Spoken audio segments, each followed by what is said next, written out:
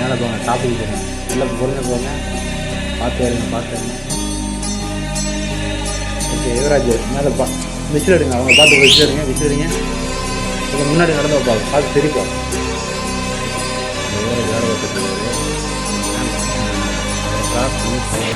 இவா கூப்பிட்டு யுவராஜ் சிரிப்பா ஜெயந்தி கிராஸ் பண்ணலாம், பிரிச்சுட்டே தூக்கி போடுங்க. இந்த மாதிரி அவங்க ஃபாலோ பண்ணிகிட்டே வருவாங்க. அப்படியே திரும்பி அப்படியே பின்னாடி வெட்டப்பட்டு அப்படி தள்ளி வருங்க. சரிங்களா?